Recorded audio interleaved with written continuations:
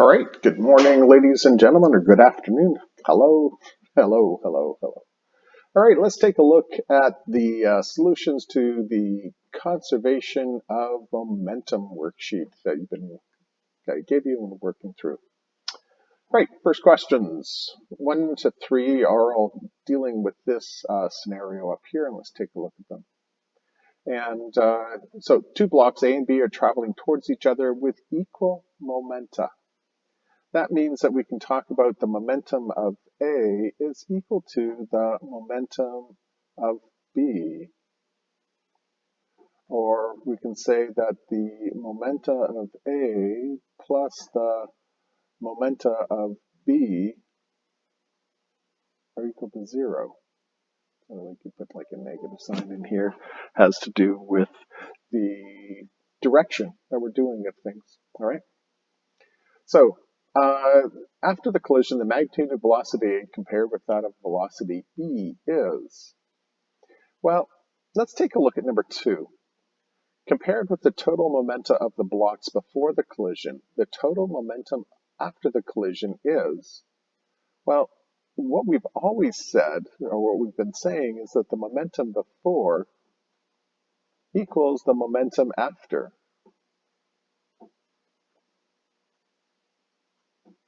So for number 2, the answer is going to be A, that the momentum before is going to be equal to the momentum afterwards. And after the collision, the magnitude of momentum of block A compared with that of block B is, well, it has to be the same as well. So let's come back to this. So the momentum of A equals the momentum of B, and that's true before and after. Also take a look at what we can do with that then. So we are told, so let's do this. The mass of A times the velocity of A has to equal the mass of B times the velocity of B. That's going to be true beforehand and afterwards. But we're also told that the mass of A is twice that of mass B. So let's go 2 times the mass times the velocity of A is equal to our mass times the velocity of B. So if we want to know what our velocity of A is, we're going to divide both sides by 2m, where m is the mass of B. And so this cancels out, the m's cancel out, and so we have velocity of A is equal to 1/2 the velocity of B. And that's always going to be true, and so the answer would be C, 1/2 is great. Sometimes in this case, I think looking at these two questions sort of help in terms of coming back to this. To be honest, this confused me for first little bit, and then I worked it out. Right, number 4. A student whose mass is 50 kilograms is on roller skates. The student throws a 5-kilogram medicine ball horizontally away from himself at 1 meter per second. Neglecting friction, find the speed of the student after he throws the ball. So the idea here is that we're expecting the mass of the student and the mass of the ball, they're together, and then we have the mass of the student times the velocity of the student plus mass of the ball times the velocity of the ball. And let's draw a picture, because we've got this person, and they're on roller skates, and he's got a medicine ball. And we're also saying that initially, like, he's going to be at 0. Like, it doesn't say at rest, and that's a problem with this question. So at this point, we would, assume that this is equal to, the velocity is equal to 0, so this becomes equal to 0. So we have the mass of the student, so 0 is equal to the mass of the student, which is 50, times the velocity of the student that we're trying to find, plus the mass of the ball, which is 5, times the velocity of the ball, which we're saying is 1 meter per second. And really what we're doing is we're saying that this is going to be the direction of positive. All right, so we do that, and so 5 times 1 is equal to 5. I'm going to bring that over to the other side, so we get a negative 5 is equal to 50 vs. And so the velocity of the student will be negative 5 divided by 50. That's equal to a negative 0.1 meter per second. Now, the negative sign is left out of this solution uh, because it's direction, and it's a vector. But be aware that a better solution might have been to say negative, or some of the questions talk about east and west, and so give the direction that way. All right, a moving freight car runs into an identical car at rest on the track. The cars coupled together. Compare the velocity of the first car before and the velocity of the combined cars after. And they don't give us any numbers. What are we to do? Let's draw a picture. So we have this freight car, and we have this freight car. And this one is traveling at a certain velocity, and this one is 0. And then bang, we have the true freight cars now coupled together, because that's what freight cars do, traveling at a velocity. All right, so let's call this velocity A, and then just call this a velocity. So what we have is ma va plus m b vb is equal to ma plus mb times v. Well, this is at rest. So we have ma ba. Well, this is ma plus mb, so that's equal to 2 ma times the velocity. And so what we can do is we want to know what compare the velocity of the first car before with the velocity of the combined cars. And so what we can do is we divide both sides by ma and ma. And so what we get is that va, the velocity before, is equal to 2 times the combined velocity. So the cars coupled together compare the velocity of the first car before and the velocity of the combined cars after the collision. So 5, there's 1/2 is great. Yeah, okay. The velocity, so we've got 2 things here. So we can say the velocity of car A is twice what the combined velocity is, or 1/2 of VA is what the combined velocity is. And I'm saying that this is a little bit ambiguous. The cars coupled together compare the velocity of the first car before the collision and the velocity of the combined cars after the collision,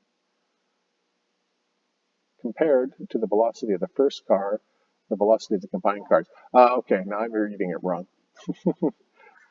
This is the better answer. Compared to the velocity of the first car before the velocity of the combined cars, the velocity of the combined cars is equal to 1/2 what the initial velocity is. So confusing wording is what I'm going to claim. Number 6, a 2,000 kilogram railroad car is coasting on a track at 20 meters per second. The car coasts under a ramp and a 500 kilogram bale lands on it. The velocity of the car containing the hay changed too. All right, so we've got this cart, and we've got this bale, which is being held up by a string, and then bang, we have the cart and the bale, and they're riding together. So this is a question of M1B1 plus an M2B2 is equal to an M1B, so what I wanted to say, That's an M1 plus an M2 times a V, because they're sticking together. And the bale is dropping, so this is going to be 0. So we're going to have a 2,000 kilogram cart at 20, and then we're going to have a 2,000 kilogram cart plus a 500 kilogram bale, and now it's going to have a velocity. And when we do this, divided by the 2,500, this velocity turns out to be 16 meters per second. So that would be A.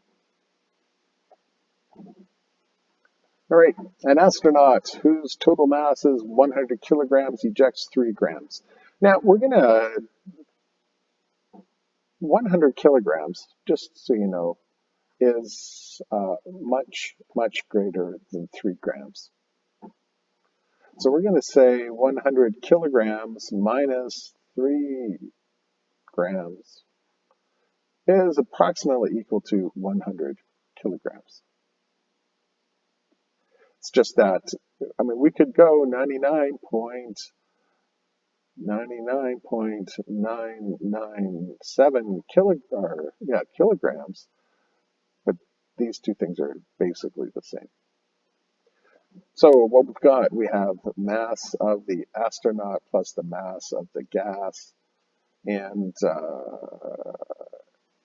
times the velocity, and that's equal to the mass of the astronaut, velocity of the astronaut, plus the mass of the gas times the velocity of the gas.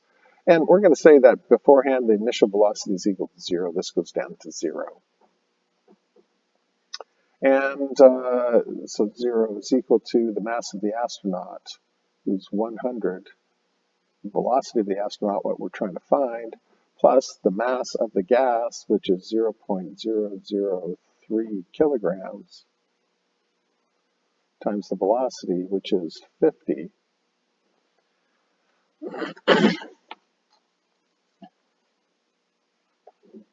And what we get is the velocity of the astronaut, because this is going to come over, it's going to have a negative sign, so negative 1.5 times 10 to the negative 3 meters per second.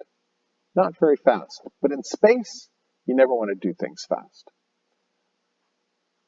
Going backwards, that's what the sign is telling us. And so if you look at the question, though, they're not including the direction, his recoil speed, so that gives us the idea that he's going backwards. And so it's going to be B, 1.510 to the negative 3. The 75 kilogram boy is riding on a 30 kilogram cart traveling at 2 meters per second relative to the ground. The boy jumps off in such a way to land on the ground at 0 velocity. What is the change? That's in bold. That's a key thing there. Caught me. So let's do this. And what we have is a skateboard, skater dude, da, da, da, da, da, da. And he's skating along. So we have 75 plus 30, and he's going along, let's go M1 plus M2 times our B is equal to our M1 B1 prime plus our M2 B2 prime. So if the mass of the boy is 75 and we have 30 and we're traveling at 2 meters per second, then we have the mass of the boy, which is 75, but he lands on the ground with 0 velocity. So this is going to be 0. And then we have our 30 kilograms times our B2 prime. So this is 105 times 2, which is equal to 30 B2 prime, because that's 0. And our B2 prime works out to be, flipping to the right page, 7 meters per second. 0, 2, 3, 5, no 7. What? And that's where I come up to this. Because we're talking about the change in velocity, and change in velocity is always v2 minus v1.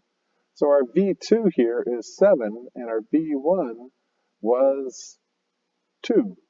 And 7 minus 2 is equal to 5 meters per second. The change in velocity 25 meters per second. Read your questions carefully. As I say, it did catch me.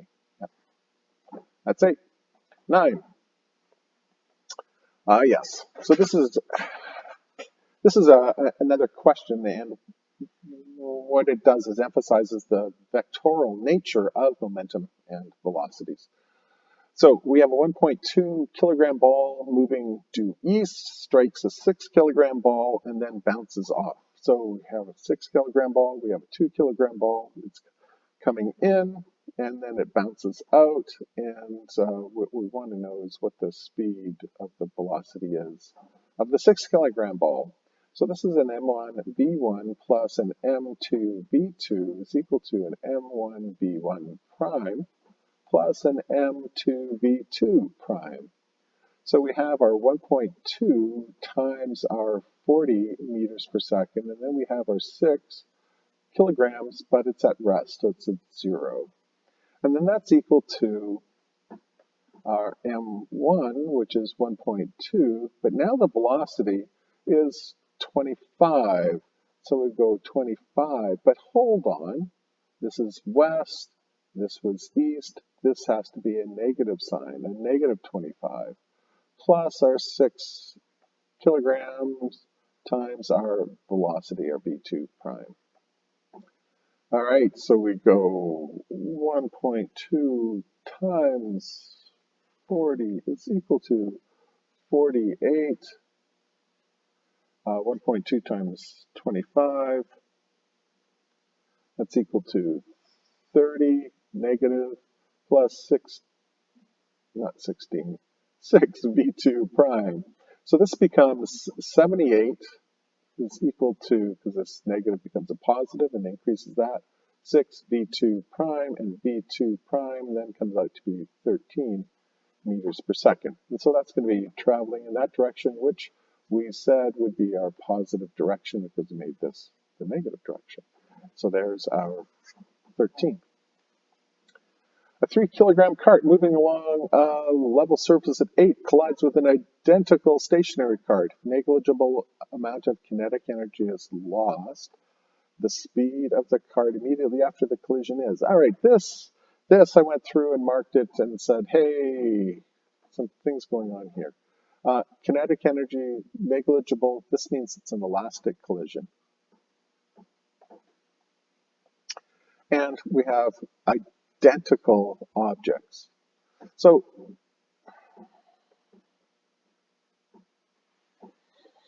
this is pool, all right? In a pool, you have one ball that's moving in, hits this ball, and then bang.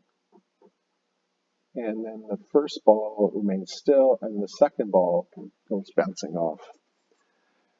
They're identical, so I mean, we could go through the calculations, and we could go m1 v1 plus our m2 v2 is equal to our m1 v1 prime plus our m2 v2 prime. And so we have our 3 times our 8 is equal plus our 3 times 0. And so this is equal to 24. And then we have what's happening over here. Well, what happens over here is that we're going to have our 3, and this is going to be 0, plus our 3 times our 8, because it's elastic, which is 24. So the idea is the speed of the cart immediately after the collision is going to be 8 meters per second, v.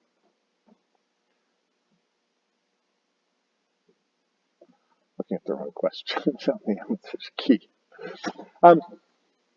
Yeah. A little bit of a nasty. The idea of the kinetic energy being lost. This is in many ways a physics 12 concept.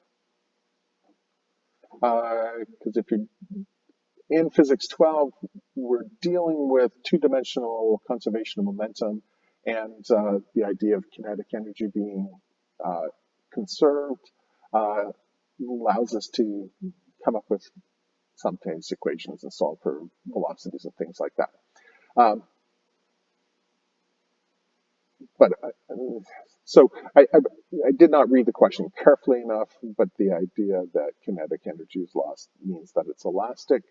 And really, this is a situation where, yeah, you need to recognize that playing pool, you shoot the cue ball, it hits the number 2 ball, the number 2 ball goes off, and the cue ball remains stationary. Kind of a nasty little bit there. All right, here's another nasty one. Here we've got a car, and the car is in the roadway, and the car, terrible car, but the car is traveling. So traveling at city speed limits. What's a city speed limit? Well, that would be like 50 kilometers per hour. Okay, we can't deal with kilometers per hour, but we can take 50 and we can convert that uh, to meters per second, and that comes out to be about 14 meters per second, we can say. Well, momentum is mass times velocity. So well, what's the mass of a car? Let's say, 1,000 kilograms. Well, where could you get that? Well, what could we do? We could go to, let's see if this works. And that's not what I want to do. There we go. And we just want to go mass of, say, Honda Civic. And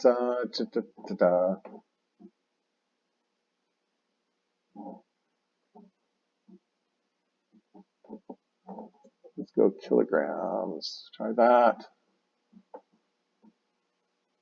Eighth generation.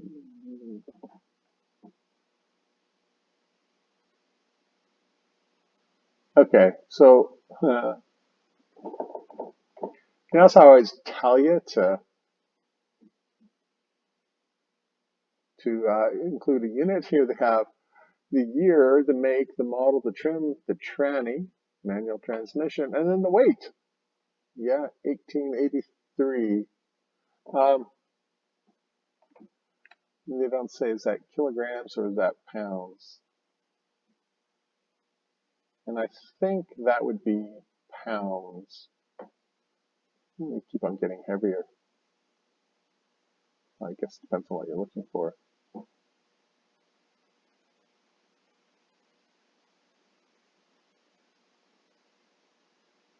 This is interesting.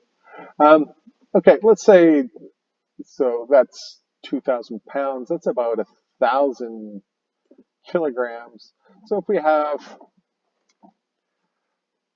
so 2,000 pounds, that's approximately equal to 1,000 kilograms. So 1,000 times 14, well, that would be equal to 14,000. Ta-da! Let's say that was 2,000. That would be 28,000. Ta-da! Like, so if the 1883 was in kilograms already, we're still coming up with a value of 28. So where does this fit? Well, even 14,000 or 28,000 doesn't fit here. 14,000 and 28,000 is much less than this and this. So really we're left with B, around 10,000 kilogram meters per second. There's not an exact value to this. And this is this lack of information.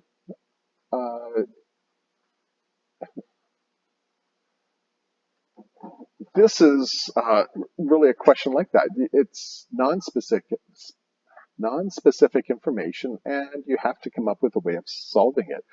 Doing a little bit of research like that, come up with some practical values if you didn't know offhand. And but a lot of times, lots of decisions are being made without full information. The coronavirus is a prime example. Lack of information all the way along, and still a lack of information all the way along. It's not as bad as it was first feared, and yet lots of things going on. Anyways, question number 12. Here we have block A of 15 kilograms traveling at 7.5 meters due east. We're going to say this direction is just positive, just for sake. Collides with block B with 9 traveling due west. Block B bounces off at 6 meters per second. We want to know what the velocity here is. Well, this, because of bouncing off, is an elastic collision rather than an inelastic collision. And so we have this as m1v1 plus m2v2 is equal to our m1v1 prime plus our m2v2 prime. And so we'll have our 15 times our 7.5 plus we'll have our 9 times our negative 11. And that's equal to our 15 times our v1 prime plus we'll have our 9 times our 6, which happens to be positive. And so this comes out to be 112.5 plus a negative 99 is equal to 15 v1 prime plus 54. And what we come up with is bring this over as a negative sign with negative that, and so we get negative 40.5 is equal to 15 v1 prime. And so then v1 prime is equal to negative 2.7 meters per second, which means it's a 2.7 meters per second going in that direction. And so the answer to that is going to be B, or 2.7 in the westerly direction. Negative signs. Keep track of them. All right, question number 13. Final question. All right, a 40,000 kilogram rail car traveling at 2.5 collides and locks together. This means inelastic. With a 30,000 kilogram car, determine the speed of the locked car to state whether elastic or inelastic. Oh, there we go. So we know the answer is inelastic. So the answer has to be P. There was a D, but it just didn't show up.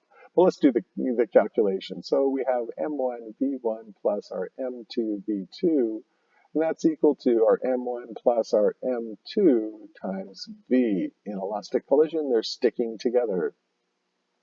So we have 40,000 times our 2.5 plus 0, because it's stationary velocity.